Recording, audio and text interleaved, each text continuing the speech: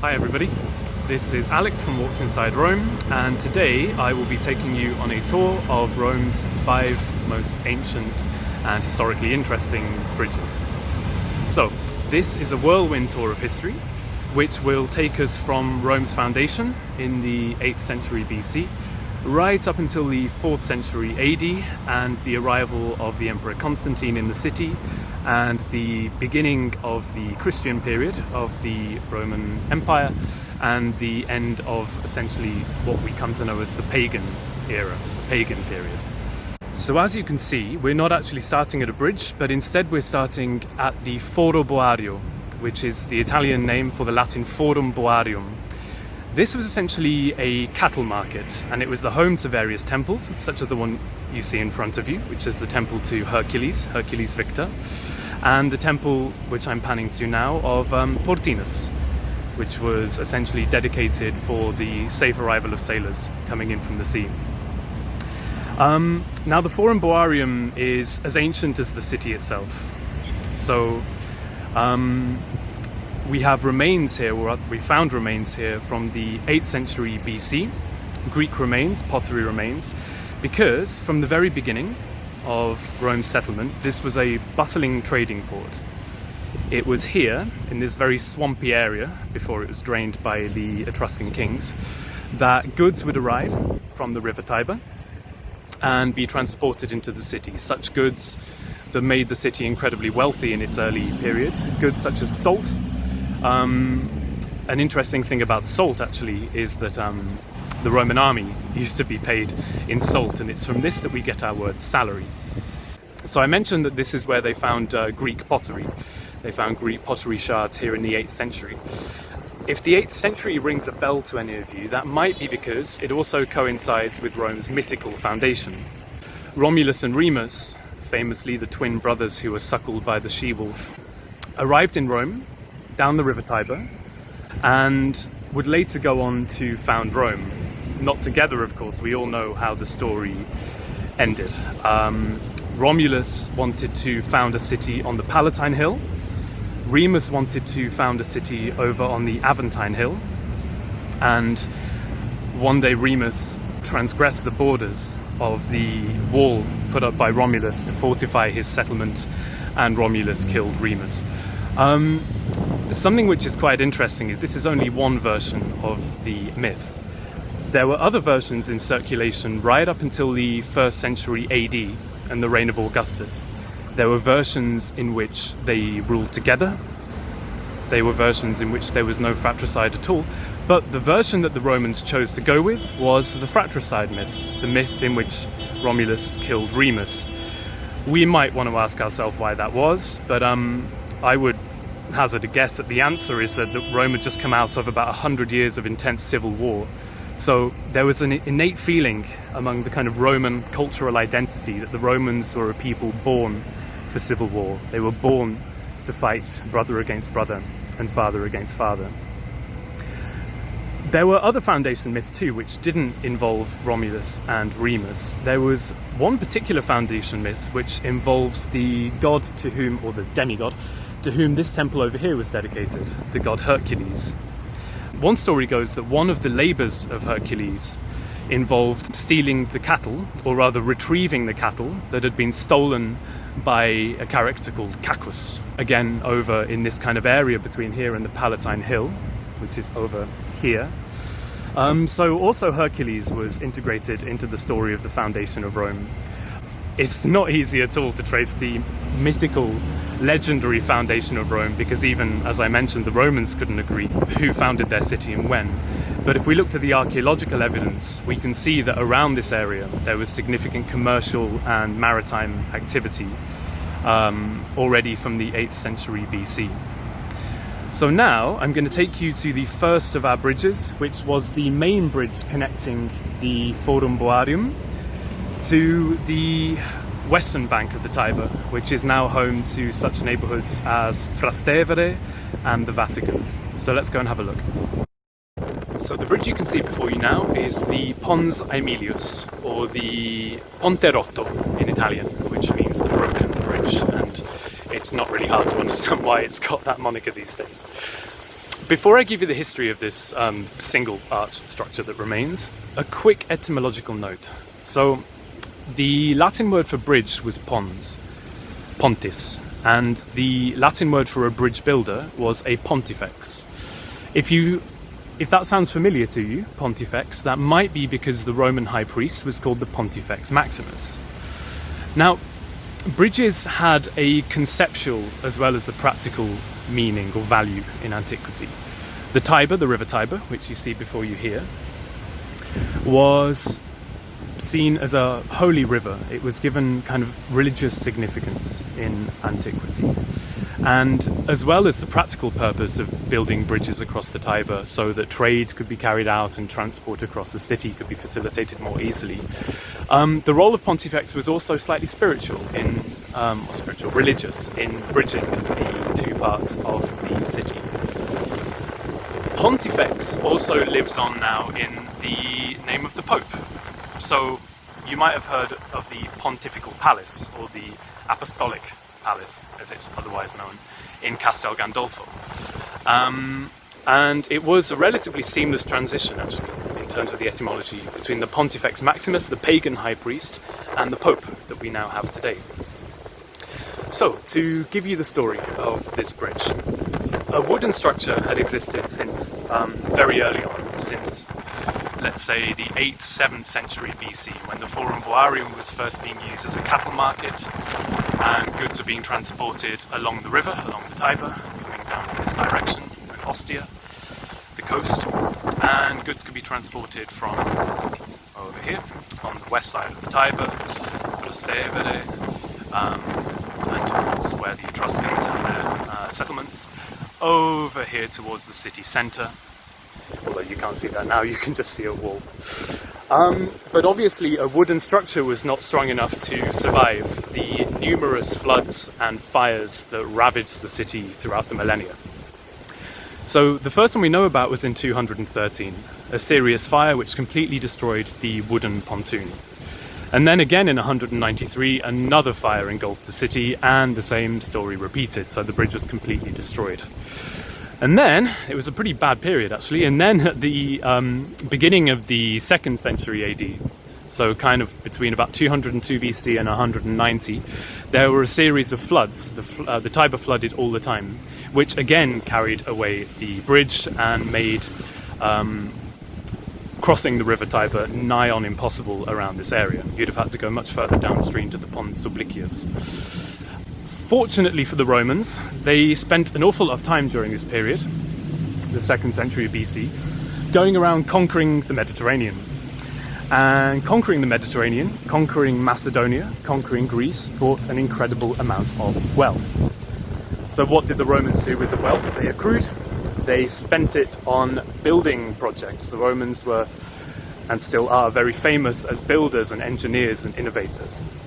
So, a chap called Scipio Aemilianus, otherwise known to history as Scipio Africanus, because he defeated Carthage, he conquered Carthage, Carthage being famous for Hannibal Barca, the general who essentially ravaged the Mediterranean in the 3rd century, who ravaged Italy in the 3rd century BC. So Scipio Africanus conquered Carthage in 164, and shortly after he got to work, when he was censor of Rome, on building this bridge. It was refortified several times throughout the centuries.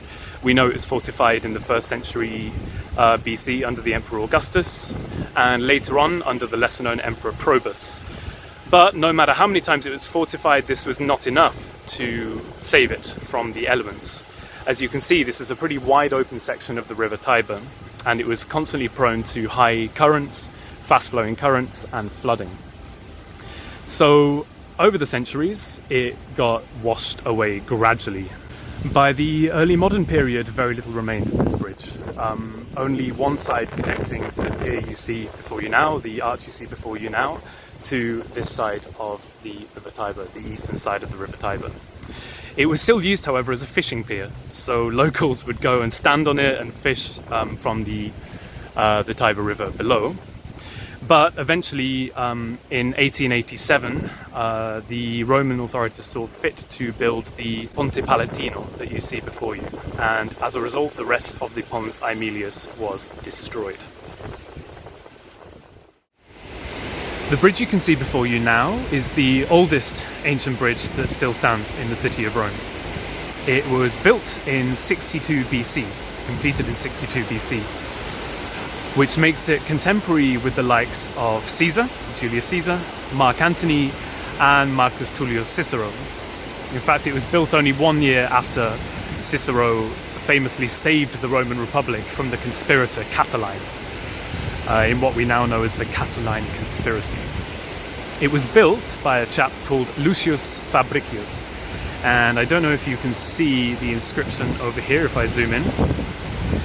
Lucius Fabricius in the year 62 was the Curator Viarum. That was his job title. And Curator Viarum essentially meant you are the person responsible for overseeing the construction of roads and bridges in the city of Rome. So a pretty important job for a pretty important guy. So the Ponz Fabricus, as it was known in antiquity, was built to connect the eastern side of the Tiber, which you can now see here with the modern graffitied walls, but in antiquity would have been home to such places as the Theatre of Marcellus, the Portico of Octavia, the Lago Argentina. So to connect the eastern side of the Tiber with the Tiber Island, which you now have in shot here. Tiber Island is fascinating for a number of reasons. Firstly, there's a wonderful legend to do with its origins.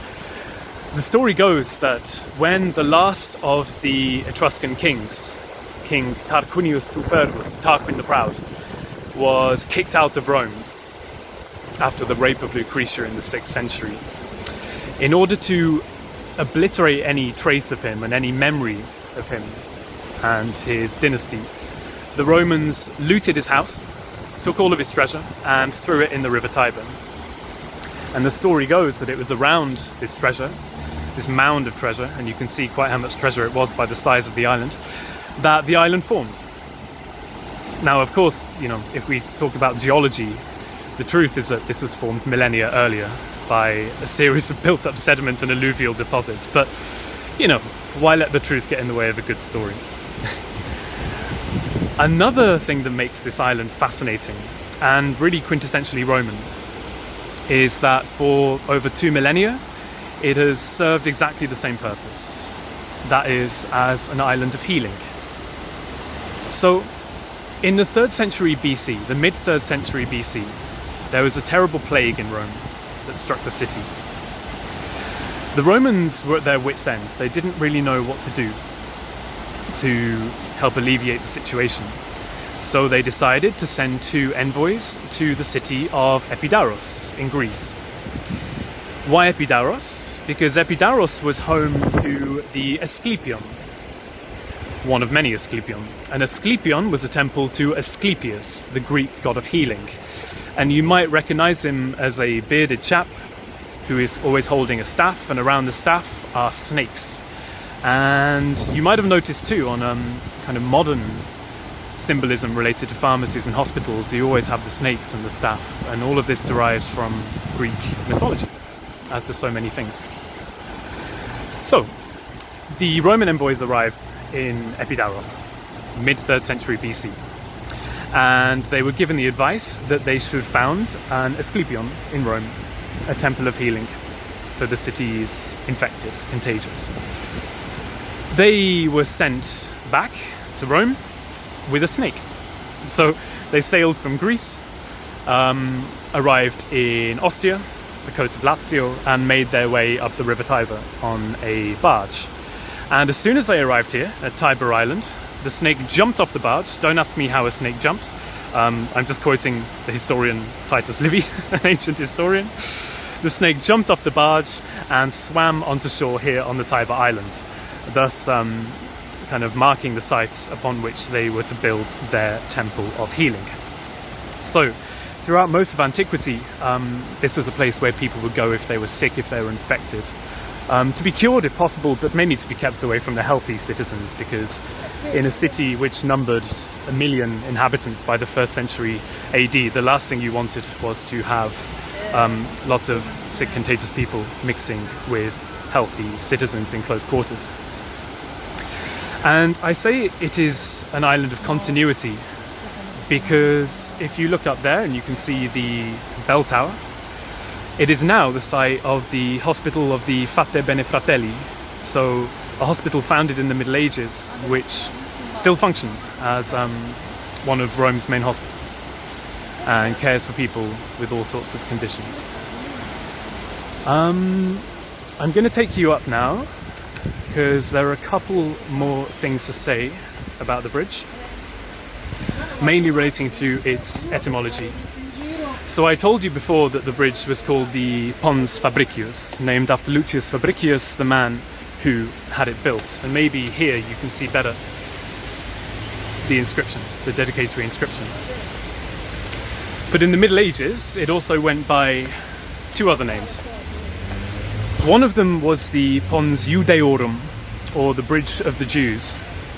And in case you're wondering why it was called the Bridge of the Jews, as I come out here, you can see where we are. We are at the beginning of the Jewish ghetto. And here, behind the trees, kind of hidden out of sight, you have Tempio Maggiore, where we guided you through a couple of weeks ago.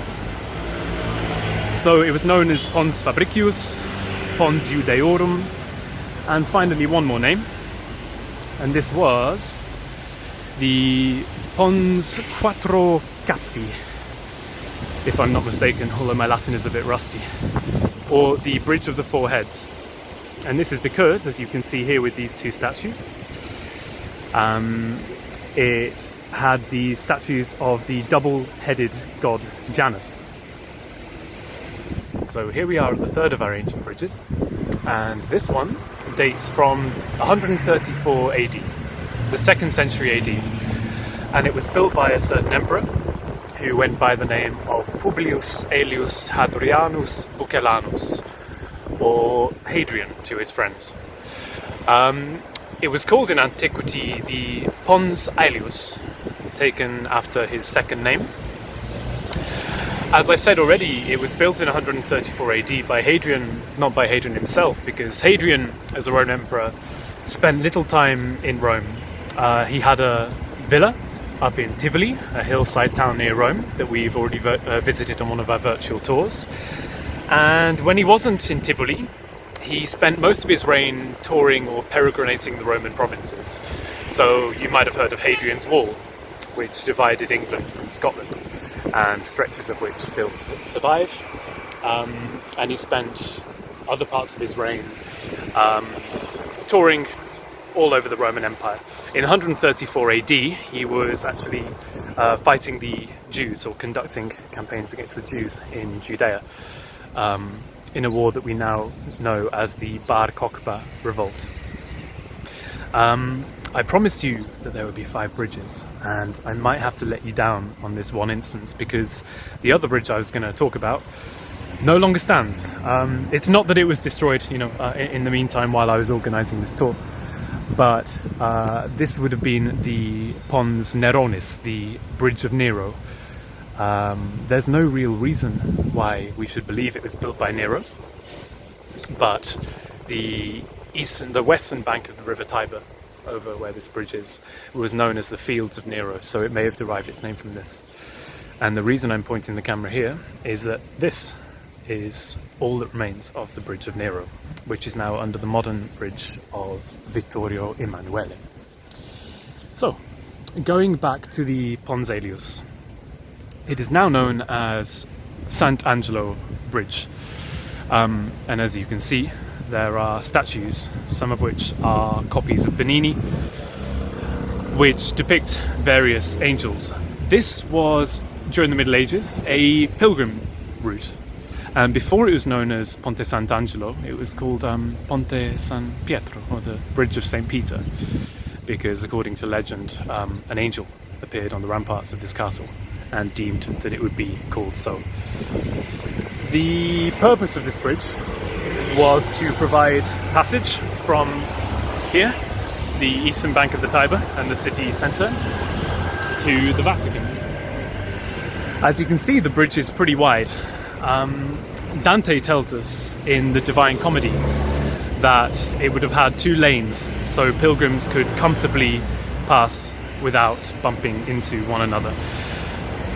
Dante was writing in the 1300s, but disaster struck in 1450 when, during the Jubilee of that year, the balustrades crumbled under the weight of all of the pilgrims who were passing over the bridge, and the bridge collapsed, casting many of them into the sea, who unfortunately drowned. Moving on to slightly happier subjects, if you can count death as a happy subject. The original function of the bridge was to lead from the Campus Martius on the eastern bank, again the kind of ancient city centre, to this magnificent structure you have before you here, Castel Sant'Angelo. We will cover Castel Sant'Angelo on another tour with Maddalena, but what is worth noting is that it didn't start life as a medieval castle. Instead, it started life as the mausoleum to the Emperor Hadrian and to the Emperor Hadrian's dynasty. As you can see, it's a pretty unusual structure. It's a tumulus structure, a circular kind of cylindrical structure.